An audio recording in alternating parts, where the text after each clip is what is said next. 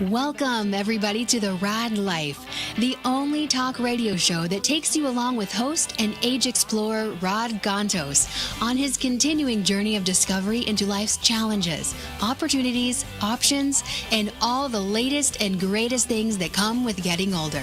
The Rad Life is brought to you this week by Your Home for a Lifetime, a company dedicated to empowering you to stay safely, independently, and comfortably in your own home. And now here is your host, Rad Gantos. Your host, Rad Gantos, that can't sit on the chair. I'm trying to get comfortable here.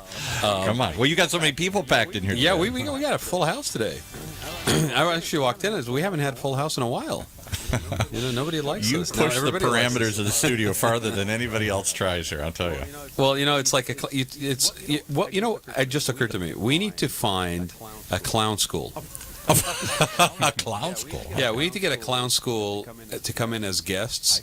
I see. And see how many people we can fit into the studio. I see. Like bring a little car. Like a little clown car. No. They can leave the car outside. But let's see. Let's pretend the studio is the clown car, and let's see how many people we can put in here. Okay. You think you got enough microphones for everybody? Sure. What the heck? No, but I mean, why not, right? Somebody who basically I'll give you 100 reasons why not. No. Somebody's been in corporate America for 40 years. You know, they used to be packed into a cubicle. You see, you're running with this now. I'm running with it. You're basically pursuing a corporate career. I want to see how you're going to tie food on your table. You know, I want to see how you're going to tie all this together, as you always do somehow, this conversation with your guests. How are you going to connect the two? The clowns with this? Send in the clowns. I don't know. You know what? It's a performance art, right? Boom, boom. There you go. Right. But the thing is that, you know, you've been pursuing a career path. I mean, it could happen, right? You pursue a career path in corporate America for 40 years, and then you go, you know what? I had no fun doing that. I think I'm going to go to clown school. He's really trying hard. Really trying. And I'm going to stand in front of all these kids. All these kids. No, No, I'm just cultivating the idea. We're inviting a bunch of clowns to the studio at some point. Okay, but moving back to today.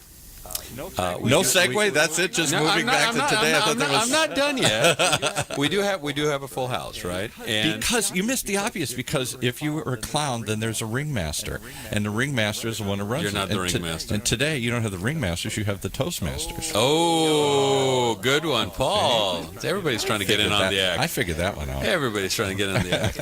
Okay, well, so yes, we do. We have a bunch of Toastmasters in the house. And specifically from your neck of the woods, which I'm surprised that you didn't know about. I should have had group. some pop the champagne, something, something. But they're from Mission Viejo, right? Mission Viejo, down South Orange County. Raw. We're going to have to get very close to the microphone. Yeah, get close to the microphone. She's very far away from that microphone. Okay. Here we go. All right. See, he's very nice, and then he starts speaking very dictatorial. I know the Toastmasters. They tell you what to do. All right. Okay, okay. So you're done telling them, right? Yes. They can tell us now? Okay. Go for it. Right. So, what is the chapter's name? First of all, introduce yourselves, ladies and gent that are in the studio with us. And if we'll start here and go around the clock. And if anybody's listening to us, you can also be watching us on YouTube today. Yes, sir. Yes, the camera's back up and running. Last week it was a fiasco and there was no camera. So the camera's up and running. You can see us on OC Talk Radio's YouTube station. Are we on Facebook too? Yes. We are on the OC Talk Radio Facebook page as well. And if you got any questions or you want to talk to any of our guests today, the number they can call Paul is 949-330-7761. 949-330-7761. Operators standing by. Okay, so please introduce yourselves. Start with Susie. Good morning. I'm Susie Styenowski, and I am the founding president of OC Toasters in Mission Viejo. OC Toasters? OC Toasters. Short for Orange County. OC Toasters in Mission Viejo, which is a part of Toastmasters? Yes, it's a Toastmasters International chapter. Okay. Correct. How long has that chapter been around? 8 years this month. And you're a founding member? Yes. Wow. Okay, very cool. And had you had any involvement with Toastmasters before, or was that? That's a great question. Actually, I had always wanted to join a Toastmasters Club after I started my business with Mary Kay 24 years ago, and Okay. I visited a couple of evening clubs. And by the end of the day, I was just kind of tired, and I didn't find a good fit, so I just kind of put it off and never did. And Right. then a gentleman in our Chamber of Commerce decided he had been a Toastmaster for many years and he wanted to start a club. And so he rallied up a group of us and founded OC Toasters. So do you guys meet at a different time of day? We meet, yes, at 7 a.m.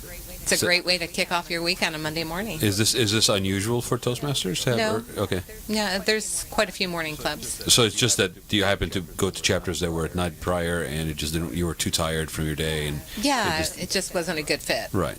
Yeah. Okay. I think we should start one, and we should have it at 5 o'clock in the afternoon for There you go. for a happy hour. That would be really tough. That would be a happy club. Happy club, right? So that's awesome. And you had been you were in your profession with Mary Kay.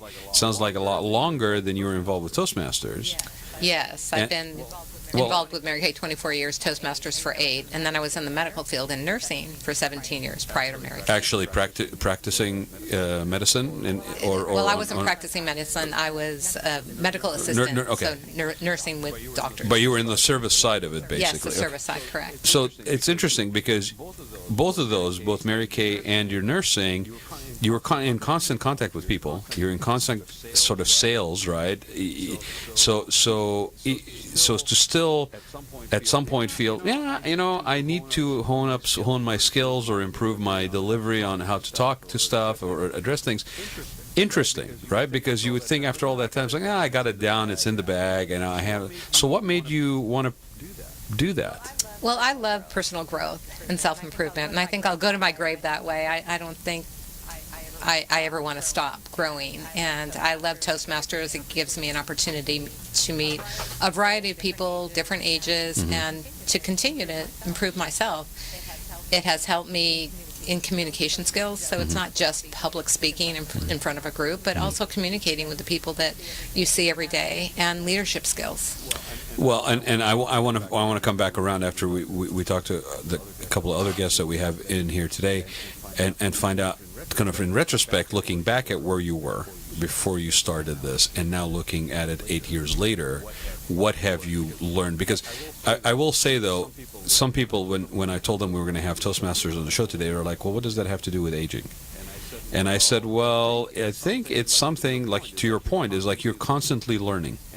And there's a certain sense for some people where that constant personal growth is something that you seek. It's not just, boy, I just need to do it. It actually is something that's rewarding on a personal level, right? Exactly. So that's what it is. I mean, this show is a journey of aging, and I think you just said it better than I could, is that at any point in your life, this personal growth as a goal is something that is very, very personal. So let's continue the journey around the table. So who else did you bring with you, Susie, today? I brought my good friend who I met through Toastmasters, Florence Lefranc, and John Cypro.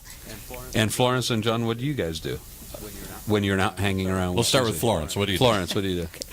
Do you mean in the club or personally? Well, no, personally and in the club. Yes, we'd like to First know. of all, she has some kind of French accent, which is going to just absolutely drive me crazy here today. This sounds so wonderful. This is actually one little problem why I actually joined Toastmaster as well, being able to speak in public with my accent and making sure that people will understand me.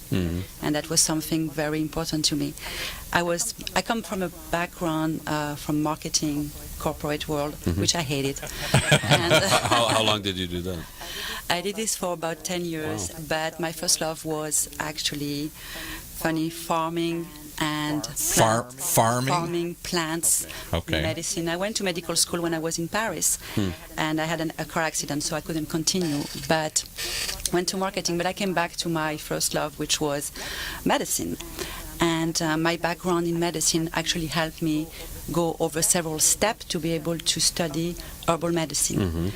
Today I am a certified medicinal herbalist, which means I treat people with herbal medicine instead of drug when it's possible.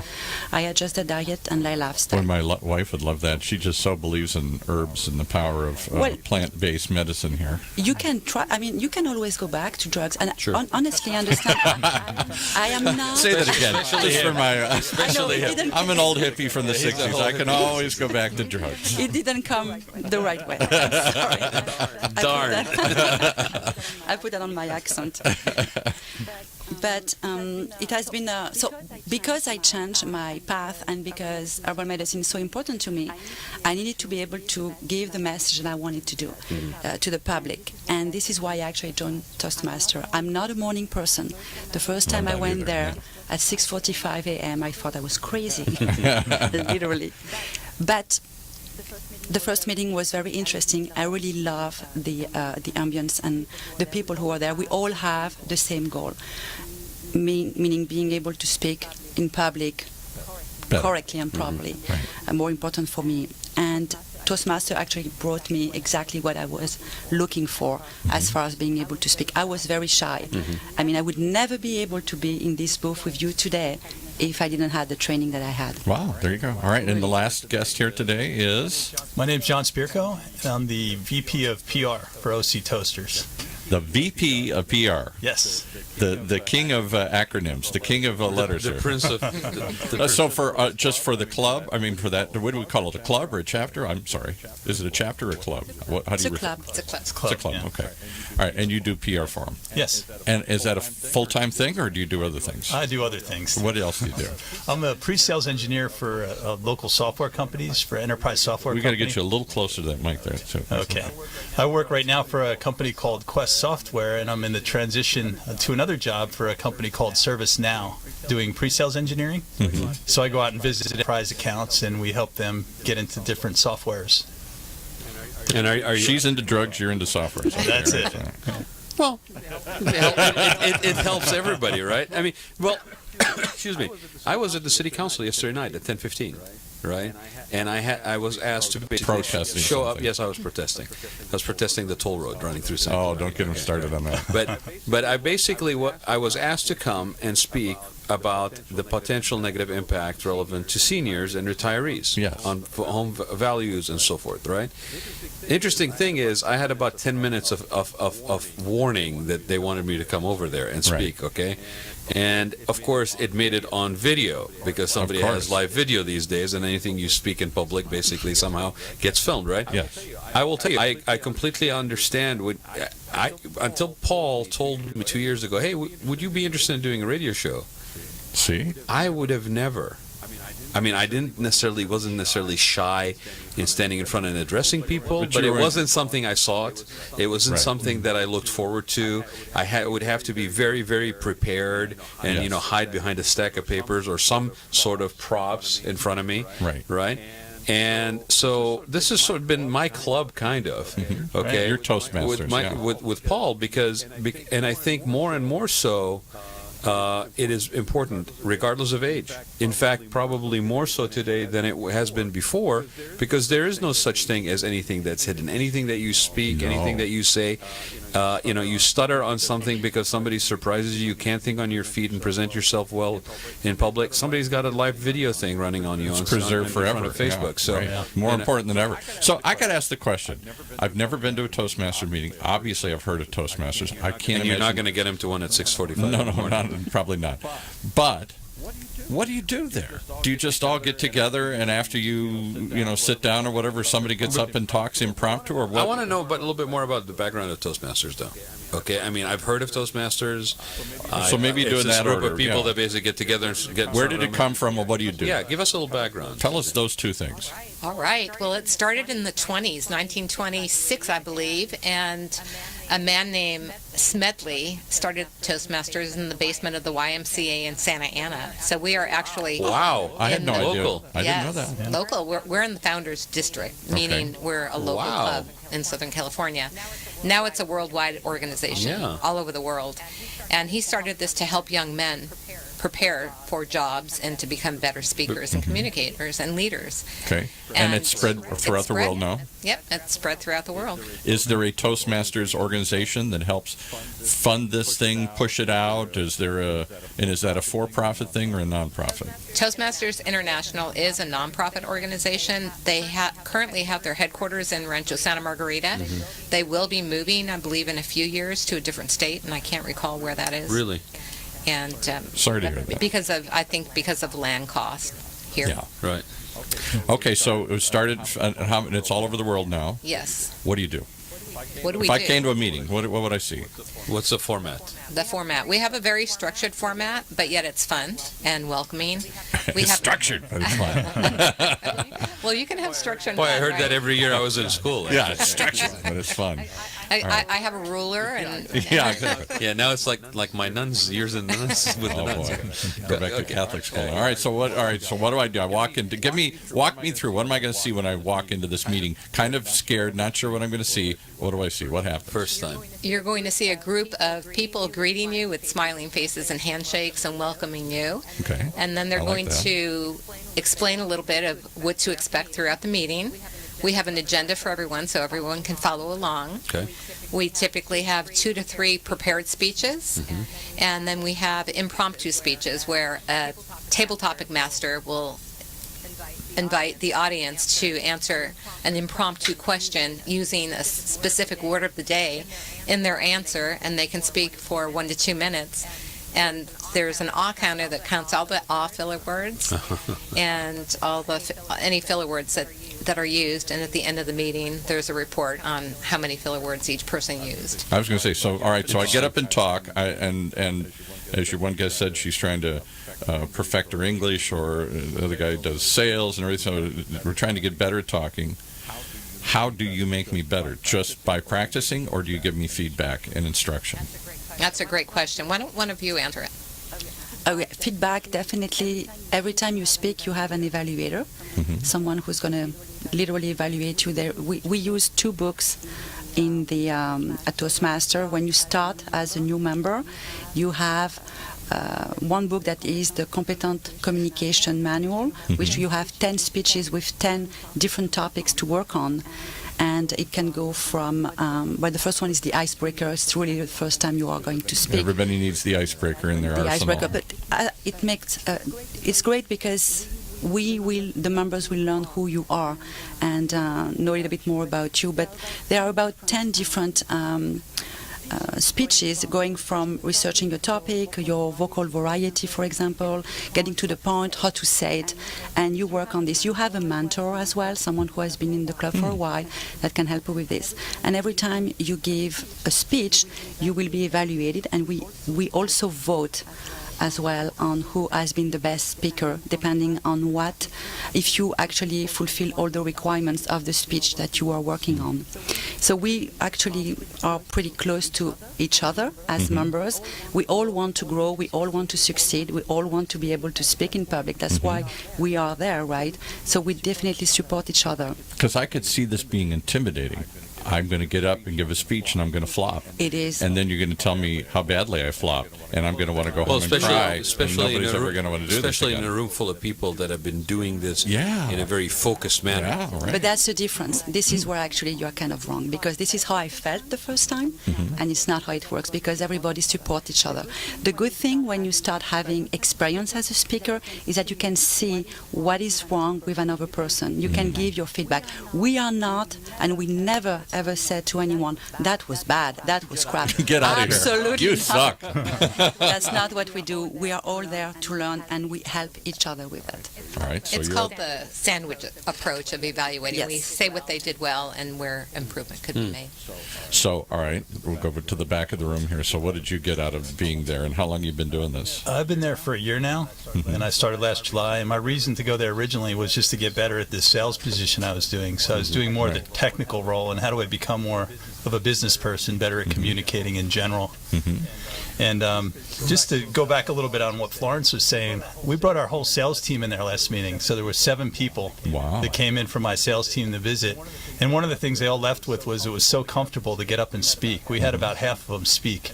And they were just so comfortable getting up because it was such a supportive environment. Because that's not something most people feel comfortable doing. I'm not sure I feel good. As much as I talk in the radio, I don't know, to get in front of a crowd, suddenly it changes and you get intimidated. You hide behind the mic, is that what you're telling me? I do. Nobody ever sees me here. As long as I can't see me. You're like I a can talk. photographer behind the camera, Yeah, right? exactly. Maybe it's Well, kinda but like so that. that's interesting, though, John. I mean, if you would think that in sales environments, especially in companies that are sales driven, that you would have this built in, right? But correct me if I'm wrong, the difference may be where if it's happening inside the company, the emphasis is on results rather than improvement. Right. It's that quarterly result. It's the how many closures you have had, whatever you need to shorten the time frame versus actually just improving skill wise, right? Right. And this is where it really comes in, is the salespeople are constantly looking to build on that base that they work from. And public speaking is one that everybody there's so much room for improvement no matter how good you are. Yeah. I mean, until you're Bill Gates or one of the great communicators in the world, Elon Musk, right? Yeah. Right. Until you're that, you still have room for improvement. Well, I had an opportunity to sit in on a talk with Steve Wynn at the at the last Hospitality Design Expo in Vegas. And the man's losing his sight. He's got a gentleman with him, Roger, and I can't remember what his last name is, but his head of design.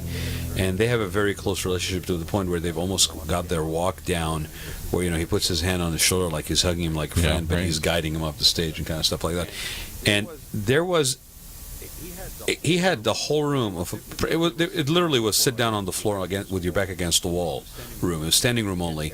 He had everybody mesmerized because of his way about it. Because delivery. Excuse me. Because the other thing I was going to say is, and maybe you guys can speak to this, first impression might be, well, I'm going to go through a system, I'm going to go through Toastmasters, it's going to tell me how to speak, it's going to tell me the tricks of basically doing that public speaking component, but I'm going to lose my individual personality in the process. I'm just going to sound like a DJ here. Well, hey, welcome. Hi, how are you? It's taught, right? I mean, and I have people that range everywhere from painters to people that do things in a very instinctive manner and feel that maybe having rigidity, and I was one of those people, having rigidity actually would steal away or rob away from that sort of uniqueness of that or creative outlet, right? Yeah. But I know. I mean, I'll just say for me, later on in life, I realized that was completely bonkers. That was really baseless, right? I mean, it in fact, if anything, it amplifies your ability. To that personality out. It just, you do it with the shored up by a structure. Yeah, that's such a good point. We just had a guest speaker this week at LACE training. Last week we did our LACE training, which is where all the clubs get together and do a training. And we had a speaker, Daniel Midson was there. He was a keynote. And one of the things he said you really got to get to is your authentic self. Yes. And he said, the biggest thing you'll get with early speakers is they get up there, I am speaker man. And they change their whole persona, which kind of takes away right away. You get that vibe from them, and they lose credibility. And I'm going to emphasize that because what we're doing today, this internet radio, this live podcasting, is a form in my mind of social media, and social media more than ever wants real. That's why we'll accept the shaky camera in YouTube. That's why we'll accept the bad grammar in Twitter or whatever. Authenticity and integrity in the be message, real. Yeah. Doesn't have to be perfect anymore. And in fact, if it's too perfect or polished, sometimes we don't think it's real. The DJ voice I had to learn when I really was a DJ back in the old days, that I perfected endlessly trying to get, and that I couldn't get hired unless I sounded like that. Either WMYK, K94. If I couldn't do that kind of stuff, that today is laughed at and not sought out. So we're not looking for the perfect speaker. Like in the 20s, there was a kind of sound, the William Jennings Bryan, elocution, where you pronounce everything perfectly. I don't think people are looking for that. So how have you adapted? Toastmasters must have adapted through the years and changed it. Because I'll bet in the 20s it was more structured. I would say even in the 8 years, right, Susie, that you've been in there, just with the advance of the internet, the form of communication. I mean, everything used to be text or written format. And more and more and more, now it's video content, it's audio, it's absorb it very quickly. I don't want to sit down and read it. Right? So in an environment where everybody is loosey-goosey, like Paul is saying, right? I would think that's actually even more needed, what you guys are doing, right? And they are changing the program from the competent leadership path and the competent communication path to a whole new thing that they're developing, which will be probably rolled out within a year, and it's called Pathways.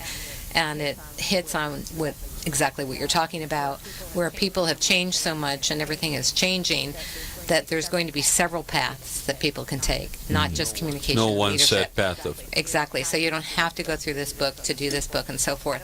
I don't know that much about it yet because it hasn't been rolled out, but it sounds very interesting and intriguing, and I think it will even attract more people. Well, and it sounds responsive to the times, right? Yes. What, just on average, how many members do you guys have in your club? Currently, we are at 9 members. Okay. If I may, age range? I'm not quite sure how young our youngest one is, but I'm guessing he's probably in his early 20s. Okay. And our oldest one just turned 75. Wow. So that's still quite a range. Yeah, quite a range. So does that I would think, because we've talked about this before, having sort of people that mentor each other across those generational kind of divide, that there's sort of an added benefit, right? That's the cross generational stuff that happen. Have you guys experienced any of that in your club? Definitely. I think the more mature people can definitely mentor the younger ones, and I think that the mature people can learn from the younger ones how to She's using relax the word mature kids. for old, like me. Old people can help young people. I would think, At 61, this is how I have to deal with you. Old. If we're still doing this show 10 years from now, I really will be super old. How? Oh, I'm knocking stuff over. You're knocking stuff over. I'm There getting you go. excited here. Yeah, Paul's falling down. What? I would think there'd be a very big disconnect between the way the 20-year-old talks, having watched TV and internet and everything else, versus the 75-year-old who probably was taught more classic elocution, pronunciation, English, grammar, speaking, all the stuff that was drilled into me when I was in You mean like Catholic Archie school. Bunker? No, I'm just saying that there's more of a street talk that people talk today. They don't, just like they write, they don't have this formal way of presenting themselves anymore. I don't know if that's good or bad, but it's different. That's correct, and we do help the younger people talk a little better. Definitely. We've seen some of the biggest improvements there. That's really Well, it's like, it could be like, well, maybe like, no way. Filler words. Yeah. Yeah, they use a lot of filler words, and so we help them eliminate those. Yeah. Boy, that would and be do huge. they do that? Are they receptive to that? Or Yes, Oh, interesting. believe it or not, they are. I think the ones that actually show up at Toastmasters are looking for more, looking for self-improvement, so they are receptive. So there's an awareness already there that I need to better Yes. my presence. Okay. I edit 20-some shows here that we produce, all business people, all successful people, and the number of filler words as they're trying to think of the next thought. Well, it's like, could be, oh my goodness. So is my favorite. I couldn't believe how many I had when I first went there. I think I broke a record. And now he's I doing was around PR. 25 so's. Yeah, so I just edited a show the other day. Guy must have had 25. So everybody finds a word that they spit out while they are thinking of what else to say. So I want to talk about that when we come back. I think Okay. we can take a break. Yes. But when we come back, I want to talk about that because it's not just about speaking, right? It's also about what mentally is happening in your head while you're doing it, Exactly. right? And how do you train that muscle? I have a really good thought on that one. Later. Okay, so we'll take a break if Paul can find his.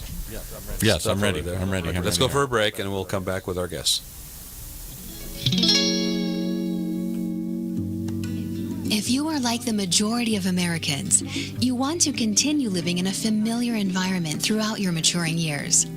In fact, according to many surveys, 82% of homeowners overwhelmingly prefer to age in place, which means living in their current homes safely, independently, and comfortably, regardless of age or ability level. With over 30 years of combined experience in residential, commercial, hospitality, and destination resorts fields, Your Home for a Lifetime is a company dedicated to empowering you to maintain your quality of life and independence by helping you make your house your home for a lifetime. Do you want to reorganize or remodel your home? Do you want to add a full bathroom and possibly a bedroom on the main floor? Are you looking to make your kitchen more functional? Is an aging parent moving in, or your child is moving out, or even moving back in? Call Your Home for a Lifetime at 949-492-1872 or check them out on the web at yourhomeforalifetime.com and find out how they can help you make your house your home for a lifetime. All right, back to our discussion with the Toastmasters. So they're all going to give a talk here? Are they going to give an example of Well, before we went on the break, I kind of put them on the spot here, give them a toss-up topic here? Well, you know what? I'll open it up. Anybody who's watching us or is listening to us, if you have a topic... This is like improv. Improv, you know, if you want to call in with a topic... We'll have somebody basically pick it up and give us a couple of moments on it. It can be a topic on anything. Do you guys do that? I mean, so you're saying there's a formal talk and then instant talks or whatever you call them. So somebody's just going to throw out a topic and say, talk about Donald Trump, talk about world affairs, talk about peanut butter or something. More or less, the table topic master has prepared questions that they're going to throw out to the audience, and the audience, they'll choose one person and they'll have a minute or two to answer that question. It could be about anything. So I'm going to share something that's really funny. A couple of years ago, we were talking about where we're from, right? And I said I was from San Clemente. A couple of years ago, I kind of got a little tired of, we had a few very divisive elections in town. And what was, to begin with, a town that was very connected, very involved, very reaching to each one another, was starting to erode. And so I went and I set up, and one of the things that was being lost is this ability to just reach out to people and ask something and kind of get a positive, or not necessarily, if not positive, but a constructive insight into how to do something or find something. And so I set up a page on Facebook called What Do You Think, San Clemente? And having been online since '94, I set up 10 guidelines for posting on that page, right? Everything from, don't troll people, don't flame people, all this stuff. But one of the things that we put on there, and I got so much ribbing for it for so long, nobody does it anymore, about the fact that every topic, that every thread that had to be posted on there had to have some form of a question. That it, and I got everything from, so it's like Jeopardy, you're like Alex Trebek, I got everything, right? But what I think it does, and I think this is what I'm hearing, is that when you have a prepared question like that, or you form it in the form of or pose it in the form of a question, it encourages dialogue and exchange. Correct. Right? From which that dialogue and exchange, something hopefully positive comes out. Mm-hmm. Right? Yep. So now, before the break, we'll use that as an example. Okay, here's a topic, right? You're on the spot. You haven't really prepared to answer it. So I would think that equally important to your speaking and delivery style improvements and self-growth is also your ability to think on the spot, right? To have the mental muscle. Yes. So what do you guys do for that? How is that addressed in Toastmaster? Well, that's the reason for table topics, in order to think on your feet, to be able to stand up and deliver. We do have the opportunity that if you can't answer that question just because it doesn't apply to you or you know nothing about it, you can talk about something entirely different. But it's still thinking on your feet, having to come up with something immediately. And not having that, what we were talking about before the break, right. and hold on, give me a minute kind of thing, right? It's like a president when you answer the question. They don't tell anything about what was just asked, but they'll go for 2 minutes. Don't get them started. I worked with politicians many years ago. I did do PR for Maureen Reagan and some other people along the way through the years. And one of the things that they all do is have the stump speech, the prepared remarks. So whatever you're asked, you quickly pivot to what you know. Right. Can you tell me about the farm bill? Yes, it's a lot like our taxation plan here, blah, blah, blah, blah. Let me tell you about that. Yeah, and they just launch it. So even when they're tired or when they're sleepy or they're caught off guard, they don't sound stupid. They've always got. Okay, but I'm gonna. But again, we talked about it a little bit earlier. How much of that is even acceptable anymore? Because have we gotten to a certain level of cynicalness in society that when somebody communicates with us in that manner, when they're just filling in fluff, okay, that basically becomes negatively reflective on them. Most politicians, that was why Donald Trump, I didn't vote for him, but that's when I think he came across as real and honest. People liked that he wasn't prepared. He didn't say perfectly scripted stuff. He just spoke, and bluntly, and people like that about him. Yeah. So do you think speaking styles are changing and evolving? Is it style or substance, or both? Maybe a little bit of both. It's definitely the filler words, going back to them a little bit. Somebody told me that your worst thing about filler words is it takes power from your speech, right? You're unsure of yourself. So I think that confidence still goes a long way, and I think that's been like that for a long time. Speaking like Orson Welles, right? Speaking like that, you could say anything, and you're going to believe as it. long as it's delivered with confidence. I don't really care what you're saying. Unfortunately, there's a lot of truth to that sometimes. And I find when I edit these shows out, this one won't need any editing because there's no filler words yet today. But when I do edit these, I find that the filler words, when you take them out, it focuses the conversation too. The filler words create confusion. Yeah, they take away power. That's the way somebody described it to me. I thought that was a great evaluation of that. Yeah. Well, and some people that basically don't understand that actually dramatically placed pauses and timing in the delivery. It's not just about filling every minute with verbiage, right? My father's smiling somewhere from heaven because that was his whole thing. My father was an executive for Chrysler Corporation. He grew up really poor in the Depression, in the ghetto, and then worked his way up from the factory floor to be an executive with Chrysler Corporation back in the days when you could do that, and became a vice president. And one of the things he was called on to do at dealer meetings or conventions or whatnot was get up and give a speech. He had never learned to speak at all. So he would go watch other speakers. I don't know if you ever joined Toastmasters, but I know that he put a great deal of effort into it. And when I heard him speak a couple of times, to me it sounded kind of fake. It had the kind of, how are you? And then it had that very sound. But that's what he emulated. That's Fake what he it till you make it, huh? Yeah, right.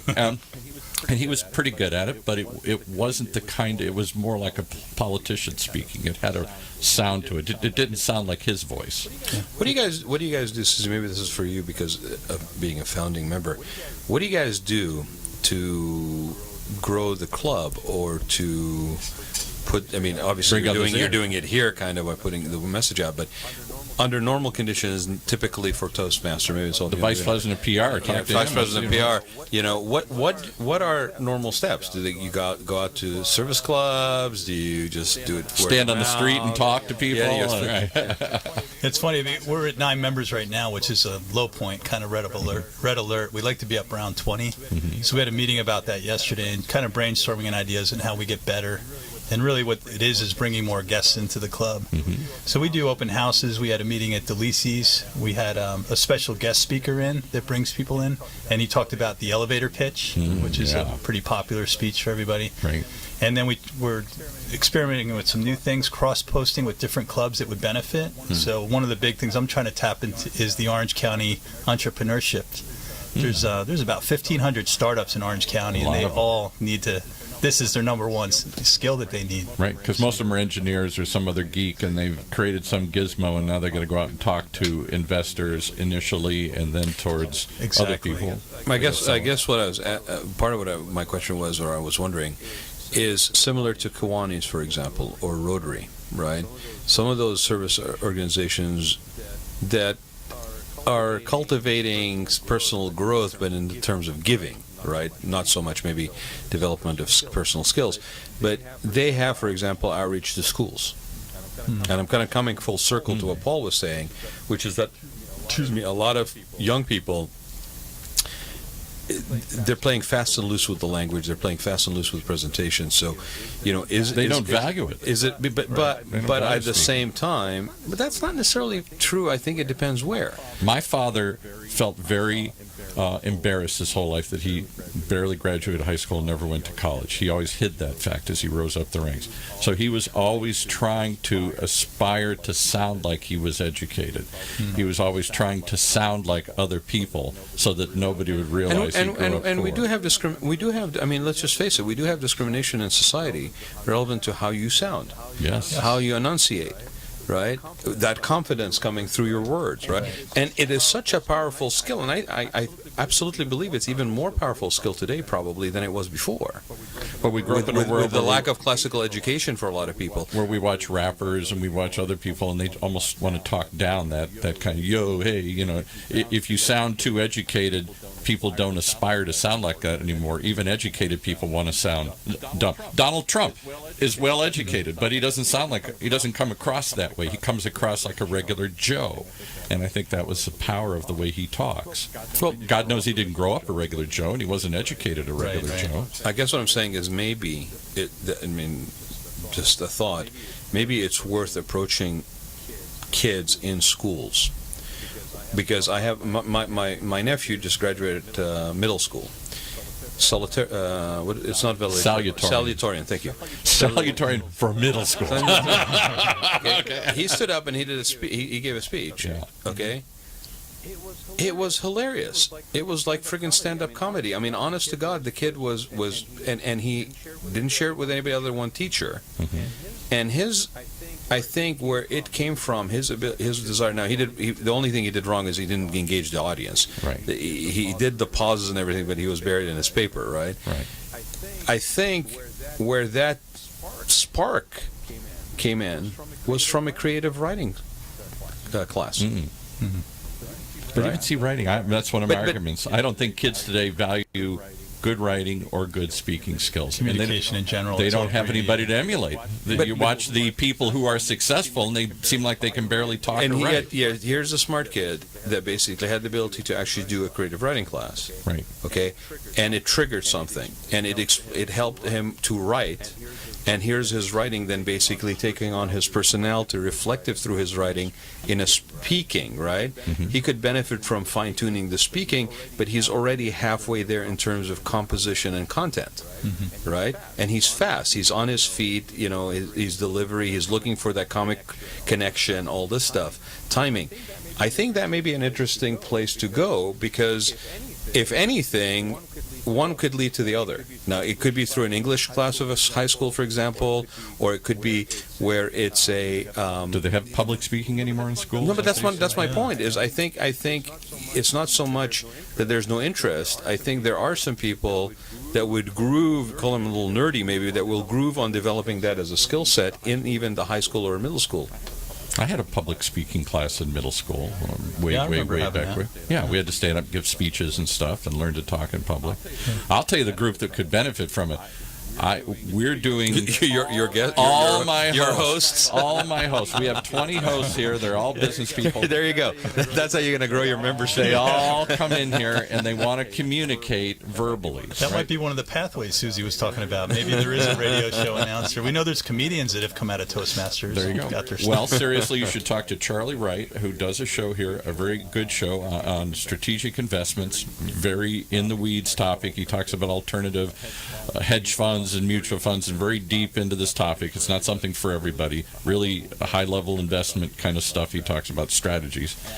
And I said from the beginning he was a natural at doing this medium. He said, I didn't become that way. He said, I was with Toastmasters for years. I don't know what chapter he went to or what club he belonged to. But he found his voice through Toastmasters. And I found myself, can I be honest with you, a little bit going, Toastmasters. Oh, isn't it just kind of like some old-fashioned thing that nobody does? But that's exactly. I don't know. That's Toastmasters exactly seems hip and relevant today. Is that just me, or is that I don't know. My 18-year-old son just graduated, and he's coming next meeting. There you go. So okay. He's interested in it, and he knows. He just did his Eagle presentation. He was up there in front of 125 people, and I said, you should come and get rid of some of those filler words that you had out there. And he's definitely into it and wants to. Likes the stage. If it's not speaking but throwdown, right? All of a sudden you got kids that are interested, right? It's not Bobby Flay, it's Toastmaster, but people are interested. I think probably. I'm putting it out there for you guys, but how many shows do you have here? 20 shows, and obviously we some start and don't succeed. And if they don't succeed, part of it is because they don't feel comfortable doing this. Mm-hmm. And they do listen to themselves and go, yikes, I sound terrible. Mostly because of filler words. Yeah, one of the things, the unexpected things that I got too, and it was funny because I heard Susie coaching somebody on this a couple meetings ago, is you get to aim for the middle. So you have a sample audience from Orange County here, and we get one person on the evaluation saying, hey, you didn't use your hands enough, and the other one saying you used your hands too much. Right. So you get to aim for the middle, Right. and it really gives you good feedback, and you're like, well, certain people are going to hate it, and certain people are going to love it, so you kind of, and then the next speech you can kind of tailor that a little bit and use my hands less and see if I hit more of the middle. When I was a child of the 50s and 60s, and even more so my parents' generation, the World War II generation, or even their grandfather's generation, there was the art of writing. And a great deal of practice went into getting longhand and the perfect script. I look at letters I found, the couple letters that have survived from my grandparents, and they're very beautiful things. They valued that writing. Similarly, I think you've got to find a way to get people to value good speaking. But you know, one thing about public speaking, I think when you just gave the example of people coming here to your show and listening to themselves later on. But let's just say you have someone who comes to talk to you and has a perfect speech with no filler words, and you have someone else coming for exactly the same subject with all these filler words, and thinking, who are you going to believe the most? Who is going to be the one that you will trust? No question. Credibilities, absolutely. Credibilities, yeah. And ability to hear it. It becomes annoying. You're focusing on their fidgeting. You're focusing on the filler words and not on the substance of what they're saying. Correct. Not just believe. I think, to your point, yes, you don't sound sure and maybe you're not as confident and believable.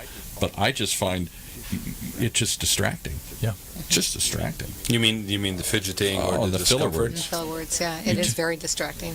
Yeah, and to have somebody call it out is great. Like when I first went, I had no clue that I was that bad. So do you guys just share? You just did it there. Do you guys share? Calling it out. Do you guys share the feedback verbally, or do you actually also videotape it or something? Both. Both, yeah. So you can also see. Yes. So why wouldn't everybody want to go through Toastmasters? I know. It's What's going on? free. It's a safe environment to practice something. Well, wait, hold on. You don't feel is it confident. free? It's not free. It's not free. How much- It's not He free. tried to sneak that in there. Did you know? Well, for me, it's free. I'm gonna get a free membership, right? No, it's free. Especially if you bring hosts that need it. Free But first visit. it's next to free. What is it? What's it cost? You can visit for free. It's $45 every 6 months, so it's so reasonable.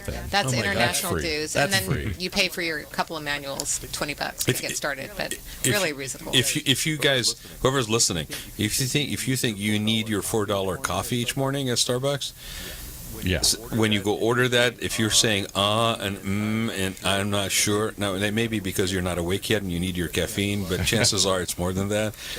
Check into Toastmasters. That's ridiculous. $45 every 6 months? Yes, What else do you pay that little for anymore these days, right? exactly. Nothing. So it's free. It's basically free. Yeah. And you can go Phenomenal. That's among amazing. peers. We're all into this peer-to-peer learning these days. People join peer groups. They join I don't know, networking groups. They join all these other things to try and learn from one another here and share ideas. Why not get better at speaking? Another great opportunity, too, for entrepreneurs, business people, salespeople. If they come and join a Toastmasters Club, they get to practice their presentations as one of their speeches and get that'd be critiqued cool. on that. Yeah. Before So you have to get up and give it at the Exactly. shareholders meeting or in Yes. front of your boss or at the next sales Yeah, call. if your friends are going to cut it to shreds, you can imagine what non-friends are going to do to you. Right. But again, I say, especially with that cost impact, right, or lack of it, really, right? Even more than why to try to incorporate this stuff into school level, Yeah. or whether it's an after-school thing, activity or not. But oh my gosh, I mean, They do have special clubs for students.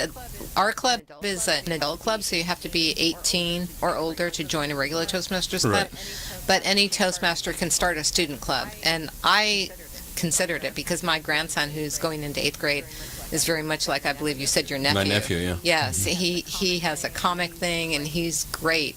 But he talks a little too fast, and if he could slow that down, his delivery is great. I would love to see him in a Toastmasters I mean, just club. if you make an impact in a handful, oh my gosh, I mean, what a difference. They will probably see it themselves. I think that confidence. Anybody, whether you're a child or not, whether you're thinking you're cool for not speaking properly or not, I think there is, if you really wanted to admit it, an appreciation and a respect for people that actually enunciate and deliver and communicate clearly. No question about it. You see it whether it's a cartoon character that's got somebody's engaging them, whether it's that reporter at 10 o'clock at night, whether it's a comedian. Comedian's very structured. Right. People think anybody can get up and do it. I worked with comedians through the years when I was an entertainment publicist. Very, very hard skill, and it takes, they say, 3 to 5 years out on the circuit. Yeah, we have a track for that. Do you? Yeah, for comedians. See, that would be power. I was going to say, do you have tracks for other things? Track for rappers. Rapping is a Go to very... Toastmasters to learn how to rap properly. Rapping is not an easy skill to get that kind of rhyme and that meter You down. sound so much like you're from Orange County. Statement would never fly. It could get you shot in Long Beach. Come on, a statement for rap, a track for rapping, track for comedy. Clearly, comedians is a learned skill to stand up and to time it, to get the punchline just right. But all joking aside, even with rap, even with rap, there's a structure. I mean, if you really listen to real rap, big structure. It's a structure. It's a content delivery that's pretty sophisticated. It's just done in a very colloquial It's manner. Communication, yeah. It's very structured, and it's something you have to learn, that structure, and how to deliver it, and how to do it is not easy.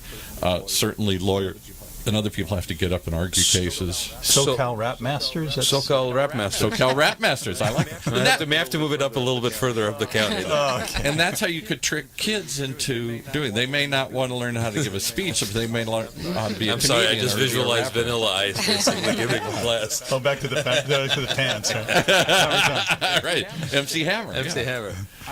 I think there are other ways to communicate that are people learning how to do it, and you could benefit them if they thought of it as something other than just a bunch of business people practicing business speeches. Yes.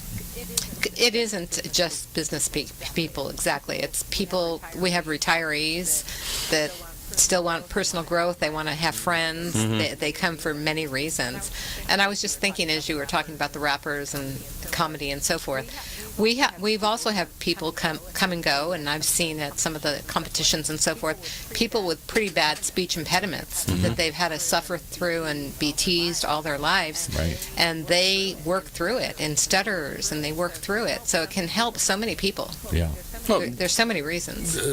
Susie, the middle school graduating class. Excuse me. I'm getting choked up here. I have a tickle in my throat for some reason all day, so I apologize. But my nephew did his speech, and then the valedictorian did his speech. And the valedictorian speech was a little bit longer. It was a little bit more, I would say, traditional. But what was great is that kid actually, exactly to your point, had issues with public speaking and speech impediments, and for him to stand there and be able to deliver that in that capacity said volumes. Right. So everything, benchmarking everything based on that person's ability and their personal growth, volumes. We're gonna run out of time. I want to ask you guys all in the same question. You've been involved in 8 years. How long have you been involved? Since October 2015. So a couple of years. Almost, and 1 year. 1 year. What is, if you had to take one thing from your time at Toastmasters, what would you say is that one thing that you cherish the most, or you've gained most, or you value the most? I think confidence in speaking. I was one of those kids that did have a speech impediment when I was a kid, and I got teased. And I outgrew it, but I was shy when I outgrew it, so I spoke softly and I wasn't confident. And my business has helped me gain confidence, obviously. But being in Toastmasters has really helped me and speak, find my voice and be able to deliver it and be who I am. Well, it's wonderful. I would have never known that you had a speech impediment growing up. That's fantastic. Well, I'm going to say the exact same thing. It is confidence, because with my accent, it was kind of difficult for me to speak in public. I would never do it. But what I learned with Toastmaster is I should not be scared of doing it, and that I am actually good at doing this. So confidence, definitely. And I'll share this with you. A friend of mine that or an acquaintance, I should say. We knew, my wife and I knew for a number of years. She was French, and she actually made a career out of a speaker series. See? With the French accent very much not dominating, but very much present, and actually part of the differentiation.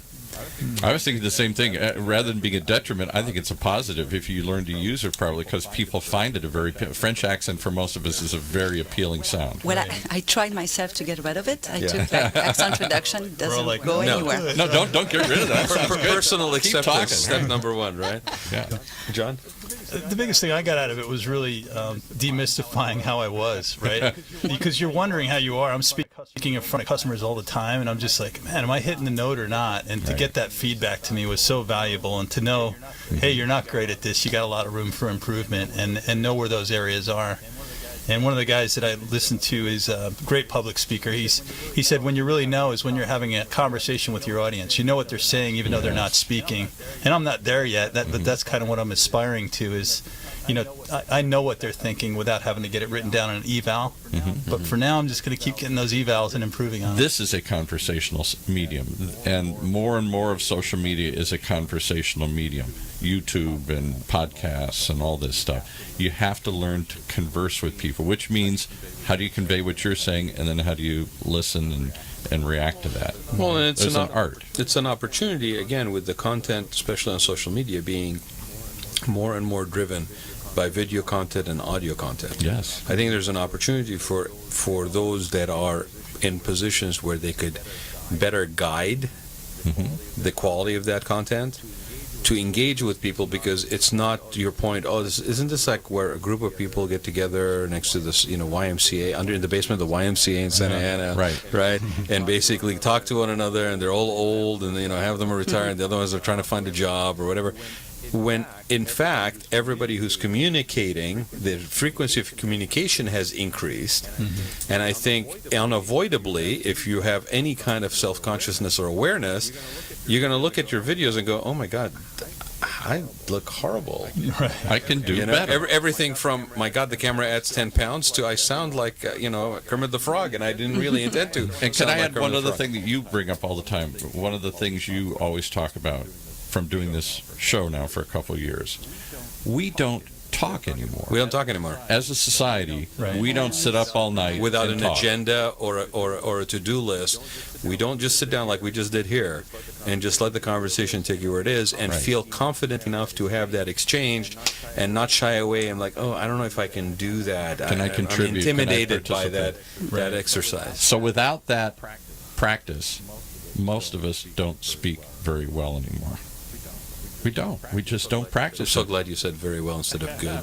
that would have been really embarrassing. Let's be good. We don't be good, no. We don't do that goodness stuff. We can get gooder. So we can get gooder. And that's not what you're going to hear him say in this chapter. But how do people find out about your chapter or your club? They find out, they can go to OCToasters.com. That's our website. And or the new OCRappers.com. Yeah. Toast Rappers. John's going to tell you about our social media sites, how they can go. John? Yeah, we're on Twitter on OC Toasters. We're also on Facebook on OC Toasters. And we're also, Meetup is another one that we're on. Meetup. And they're the main ones. Yeah, so Meetup is the one where we have most of our guests come in on, because that gives you all the instructions on how to get there and the times and great what platform. the content's We going to do be. meetups for podcasters here. And we'll post a picture of everybody in the studio here, and when the video comes, we'll have it pretty quickly here on YouTube. We'll post some of those on there, John. So if you send me the content, then we're more than happy to add that into the subject header. Okay. And you've given me a new face for Toastmasters here. It's everybody. It's not just. It's everybody can benefit from this, from kids to old people like me. I'm just going to say, because you're Irish, Yes. it's not that kind of toast. So when you go, You know what's funny about being Irish, though? I grew up listening to talkers. I am a talker by definition. Everybody in my family was a talker. The nuns asked my mother. I'm sitting here in shock and awe, actually. At the bar. The nuns asked my mother if I talked in my sleep. I talked incessantly. It's because I was around people that talked incessantly, so it came naturally to me. But I think a lot of people today don't experience that. We don't sit at the dinner table and talk. We don't sit with our friends and talk. We watch a device, even if we are talking. We're not paying attention to them. So why do we think we're good at communicating when we never practice? And you enjoy talking, right? I mean, okay, right. I think a lot of people can say that I enjoy the exchange with people. I enjoy talking. I enjoy socializing, right? If you enjoy it, then be the best you can be at it. Get better at it. Yep. Thank you guys for being here, and we will look forward to sharing the information with everybody. Come on back anytime you like and talk at us. Thank you. Great. Thank you. Thank you. All right. How do they reach Rad? You can reach me at Raad, R-A-A-D, Gantos, Gantos, at gmail.com. Or you can call me at 949-212-8299. Do not abuse the cell phone number. And look for us at the Rad Life on social media, on Facebook. We also have it's getting updated right now with all our shows. We have almost like 200 hours of shows. Wow. Right. On Podbean, and we'll share that too. Use Facebook as the main way to communicate with us if you can on the Rad. And you know what they're going to do now? They're going to take those episodes of Toastmasters and give them to people as examples of what they should shoot for. Of what they should not do. How to communicate. Thanks, everybody, and keep talking whatever you're doing with people that you care about, and get better at it. You have been listening to the Rad Life Radio Show with your host and age explorer, Rad Gantos, brought to you on the one and only OCTalkRadio.net. Join us again next week as we continue our journey of discovery into life's challenges, opportunities, options, and all the latest and greatest things that come with getting older. Imagine what it would feel like to lose everything. Your job, your home, your family, your dignity. This has happened to thousands of the men, women, veterans, and young adults we serve at Working Wardrobes. What do we do to help? We provide career development services, life skills workshops, job skills training. We provide the perfect interview outfit.